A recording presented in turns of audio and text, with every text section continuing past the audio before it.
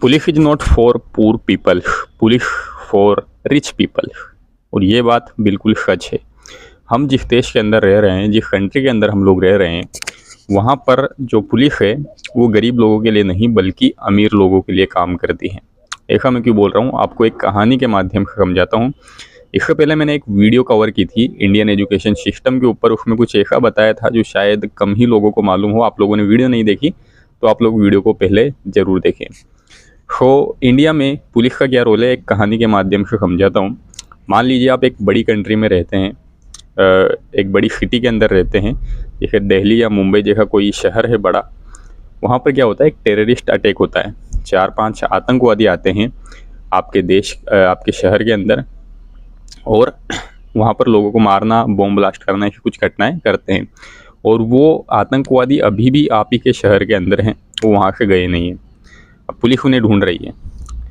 अब आप क्या करते हो, आप बड़ी हिम्मत और बहादुरी दिखाते हो और जाकर के एक आतंकवादी को मार देते हो। आपके सामने वो आतंकवादी आया और लोगों को मार रहा था। आप बड़ी हिम्मत के साथ में गए और चेखे तेखे करके आप अपनी स्किल्स को दिखाते हुए उस आतंकवादी को मार देते हो मौके पर। और उनमें से 2 आतंकवादी जिंदे पकड़े जाते हैं। 3 जो आतंकवादी आए थे, तीनों को अरेस्ट कर लिया जाता है। एक मारा जा चुका है आपके द्वारा, 2 को पुलिस ने अरेस्ट कर लिया।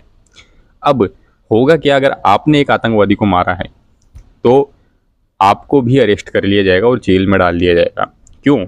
ऐसा नहीं होगा जैसा कि आप लोगों ने मूवीज में देखा है कि किसी ने कोई बड़ा काम कर दिया, आतंकवादी को मार दिया तो उसका बड़ा ही स्वागत और सम्मान होगा और उसे जो है मालाएं पहनाई जाएगी, प्रधानमंत्री राष्ट्रपति उसे अवार्ड देंगे, बहुत बड़ा काम कर दिया। ऐसा नहीं होता है, ये फिर फिल्मों में दिखाया जाता है।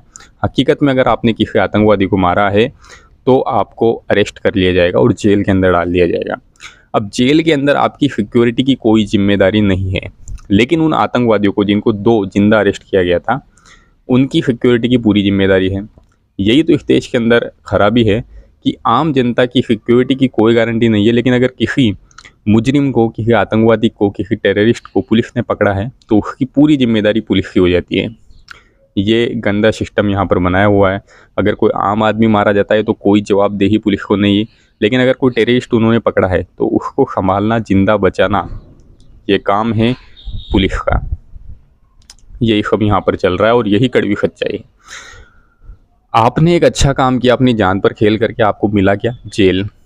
पुलिस आपसे बोलेगी कि आपको क्या ज़रूरत थी उसे मारने की, ये काम पुलिस का है, हमें करने देते, आपने क्यों किया? अब आप बोलोगे भाई मैंने तो अच्छा काम किया है, मैं नहीं मारता तो वो काफ़ी सारे लोगों को मार देता है, मार देने दीजिए। वही वाला सिस्टम है जैसे कि नगर पालिका वालों का उदाहरण लेते हैं। नगर पालिका या नगर निगम वाले जो लोग होते हैं उनका क्या सिस्टम है, अगर कोई जानवर सड़क पर मर रहा है, मतलब आधी जिंदा कंडीशन में, और आप नगर पालिका को फ़ोन करते हैं कि यहाँ पर एक जानवर मरने वाला है, इसे उठा लीजिए, तो अब पता है वो लोग क्या पूछेंगे? वो लोग ये पूछेंगे कि जानवर मर गया या मरने वाला है। आप बोलोगे मरने वाला, अभी मरा नहीं है, तो नगर पालिका वाले बोलेंगे पहले उसे मरने दो फिर हम लोग आएंगे।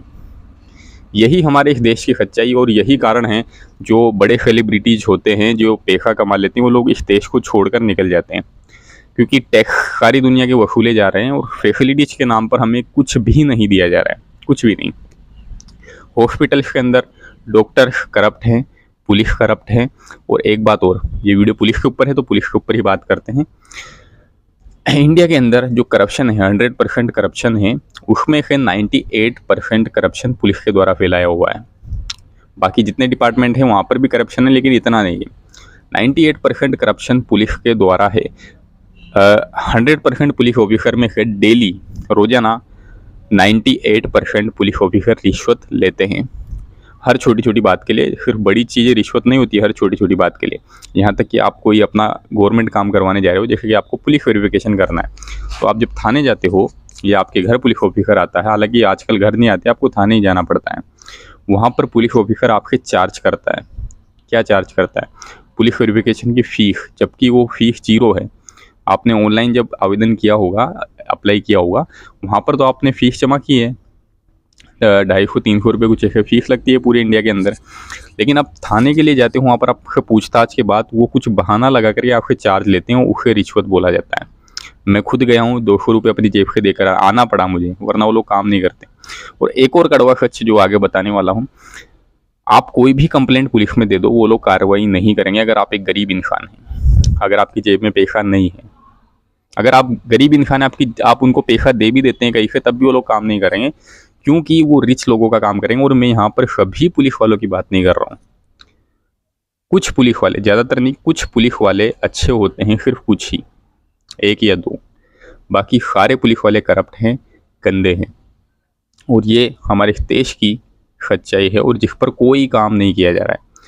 पुलिस वाला रिश्वत लेता है, आप आगे के डिपार्टमेंट में कंप्लेंट करते हो, वो डिपार्टमेंट खुद ही करप्ट है, वो क्या करप्शन के खिलाफ एक्शन लेगा?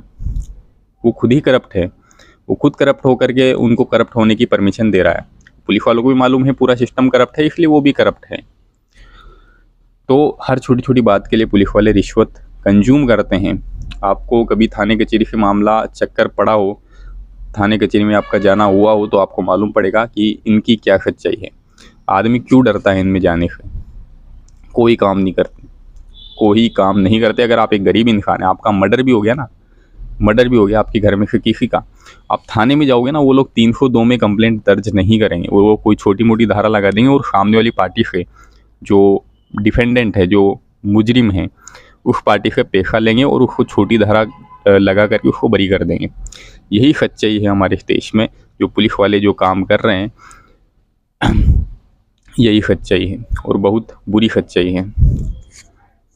और इसके साथ में आप मान लो किसी बड़े सीनियर पुलिस ऑफिसर को, इनको ऑफिसर बोलने में भी मुझे शर्म आती है, पैसा कंप्लेंट करते हैं कि मेरा काम नहीं हो रहा है, तो सीनियर ऑफिसर एक बार आदेश करेगा कि हाँ इनका काम होना चाहिए, और उसके बाद वापस से वही हो जाएगा। मतलब स्टार्टिंग में वो लोग थोड़ी सी कार्रवाई बढ़ा देते हैं, कॉल वगैरह कर देते हैं, थोड़ा सा मतलब एक बार लगता है कि हाँ कार्रवाई हो रही है, उसके बाद वापस से नॉर्मल हो जाता है। वापस से वो लोग आपसे पैसे की डिमांड करने लगते हैं और काम में ढीले पड़ जाते हैं।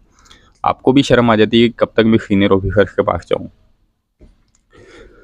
तो ये सब चल रहा है हमारे पुलिस डिपार्टमेंट के अंदर। तो सबसे ज़्यादा जो करप्शन है, ये वीडियो का मैं टाइटल कुछ इस तरीके से रख सकता था कि corruption is equals to police. Police ही करप्शन है। अगर पुलिस ने करप्शन बंद कर दिया तो पूरे देश का करप्शन बंद हो जाएगा। तो इसको सुधारने के लिए आप लोग क्या कर सकते हैं? कुछ नहीं कर सकते भाई। जो इतने बड़े बड़े सेलिब्रिटी, जो इतने बिलीनियर्स जो लोग हैं, जिनके पास मिलियंस में मनी, उनको मालूम है ये देश हमारे लायक नहीं है, इसलिए तो छोड़ कर जा रहे थे। अगर हम लोग कुछ चेंज कर सकते तो वो लोग कुछ चेंज नहीं लेकर आ सकते थे क्या? हर किसी की ये ख्वाहिश है आज के टाइम पर कि इस देश में नहीं रहना।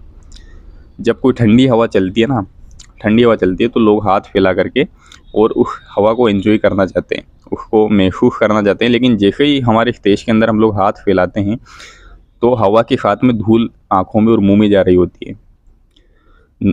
कोई भी सरकारी डिपार्टमेंट हो या प्राइवेट डिपार्टमेंट तो फिर भी काम करते हैं, क्योंकि उन पर प्रेशर होता है, उनको अपनी कंपनी चलानी है। सरकारी डिपार्टमेंट ये लोग काम नहीं करते, और सरकार भी इनके लिए कोई एक्शन नहीं लेती। आम जनता को सिर्फ और सिर्फ एज ए वोट बैंक इस्तेमाल किया जाता है, और उनकी कोई वैल्यू नहीं है, कोई हैसियत नहीं है। इस डिपार्टमेंट को चेंज नहीं किया जा सकता। एक तरीका है चेंज करने का, आप लोग पुलिस ऑफिसर को रिश्वत देना बंद कर दो। भले आपका काम नहीं होगा, वो छोड़ दो, लेकिन देना ही बंद कर दो। इसी तरीके से इनकी आदत को सुधारा जा सकता है, और कोई तरीका नहीं है। So thank you so much for watching this video, and I will see you next time.